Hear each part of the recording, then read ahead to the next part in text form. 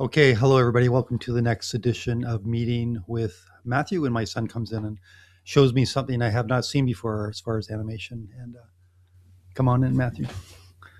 Hello. Let's see what is going on today. How are you? Doing well. Hey, one thing we want to say is with the videos, if you have any questions about any of the videos or any suggestions, by all means, you can leave a message on the YouTube video. It'd be great.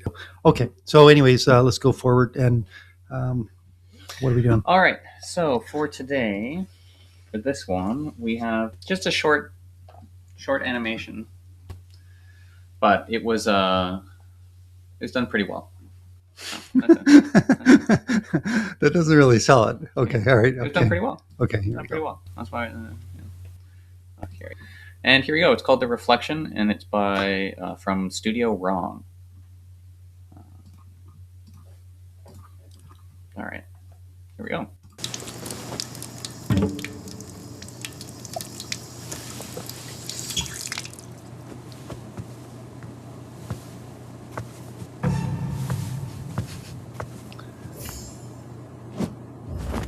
It's a cool look.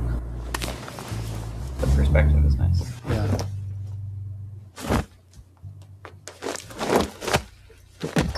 Oh, nice timing. I know, right? It's very well done. It feels very believable. Yeah. Good suspension of disbelief because of how the animation is nice and subtle. Yeah, no. I'm looking at it going. And obviously, like, it's great. Like the house being like real. Like the lighting on the character is good as well. And it helps I mean, look at the lighting. It's really nice. Like from the shower. Coming through, lighting up the floor. I mean, these are like technical stuff, but it's a lot of attention to the detail. This is a studio that did that. Well, the YouTube is Studio Wrong. Oh, Studio Wrong. Okay. But also, I'm pretty sure the way this was done is that this of course is just like a real shot of a building, and then the character is comped in. Oh. Yeah, the character and the reflection. Oh, okay. Yeah. But it is a real shot of a building with the character is comped into the shot of the building. Is what it seems like to me. Because it seems like the textures and stuff looks like it's in that world that she's in. Well, it looks higher resolution to me than her character. I mean, look at the sink and stuff. It just seems like it's. But anyways, like nice timing. Yeah. And even the grab of the edge of the door frame. Yeah, the way that this character just kind of like slinks around the corner. It's done very well. Now her eyes looks like that must have been comped in, right? All of that, the characters are comped in entirely. No, but the environment is a real photo of a building. I know, but what I mean is that the design of the eyes looks like it's a different sort of world and the makeup of the hair and that's just texturing. That's just the texturing of the eyeballs. Yeah. It's just how they were textured. And then this.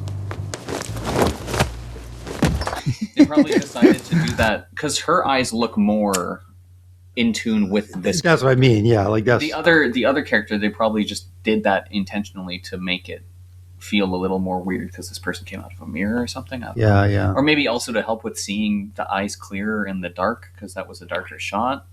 Maybe. Yeah, I mean, I don't know. Maybe they had to turn off shading, like the lighting on the eyeballs for that shot because of how it was a lot of darkness in that shot. I don't know.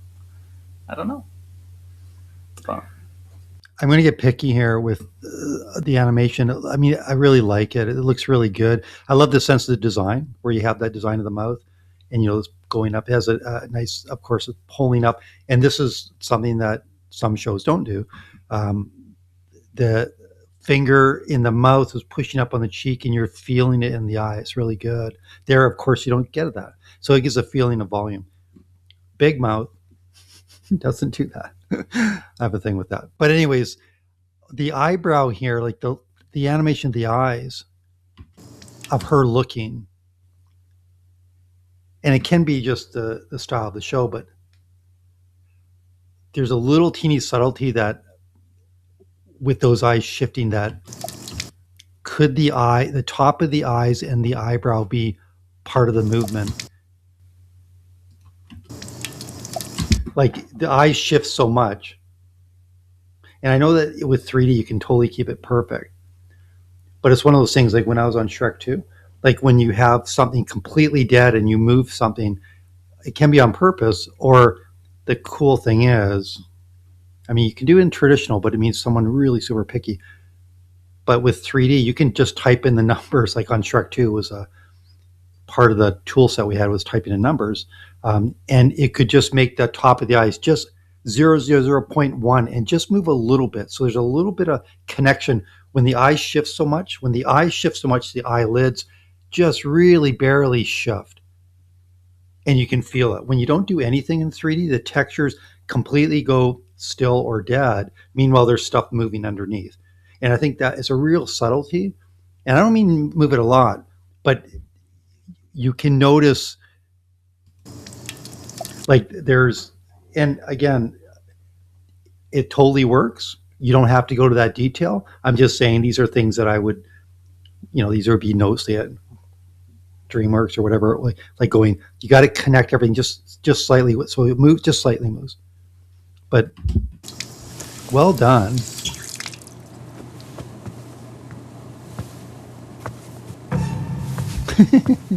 And I like the reveal, right? And it's nice the physics and the timing of it. Like it's very well done. Yeah, and just the character that comes in the mirror. There's sort of a softness to it, like right, like it's pretty slick. And that sort of landing and cushion does the same thing when it reaches for the door frame. Yeah, like it does the ease in. Yeah, so it's sort of it's like that character has that kind of movement, a little bit of subtlety and movement that sort of individually makes it its own kind of character. And I love the tag. I like how subtle it is. I like how instead of going over the top aggressive with it's a very subtle grab and throwback in terms of like even with the sound design. Like they would just like, no, let's just keep it nice and understated. Yeah, it really works. It really grounds it in reality instead of making it so like too big. Yeah, and that's with the sound as well. Yeah, like you say, of course. Where's the frame by frame with this? YouTube? If you do period and comma. Okay. So watch us going forward here as she goes and grabs it. Look at the timing here. Yeah, up, and then from there, one frame, and then we're almost down, and there's the smash down. Boom!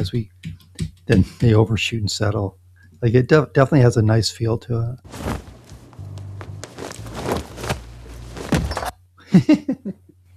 Like it's funny. It's nice. Yeah, really it's good. Nice. Okay, well, good job. Yeah. All right. But yes, that was from. Oh yeah, Studio Wrong here. That one was from 11 months ago. 323,000 views. Studio Wrong, 486,000 subscribers. Wow. Okay. Well, huge. Yeah, I think that video was very well done. Yeah. No, it's really nice. And the subtleties of it are just great. So. Yeah, and the stuff I'm talking about with the little eyes and the movement, they probably know that, and they didn't do it on purpose. Like they wanted it to be, but when you go, that also, as you were even saying, is definitely more so hyper focused on with the extremely high budget cinema projects, right? Yeah, like this is basically it's being led by the animation supervisors that want the look of that subtlety with the eyes or any kind of movement to have that, or it doesn't do it, on purpose. So, they both work. It's the performance, the timing. It's just how much more do you want to get into it and make it feel the really sort of subtlety. I mean, what I do love about it is the feeling that when, again, she's pushing up, with the mouth, she's pushing up on her mouth, it's actually affecting the eye. And that's what gives it that volume. Yeah. But, all right, great. Good job. Very cool. All right. Till next time. Thank you guys. Bye.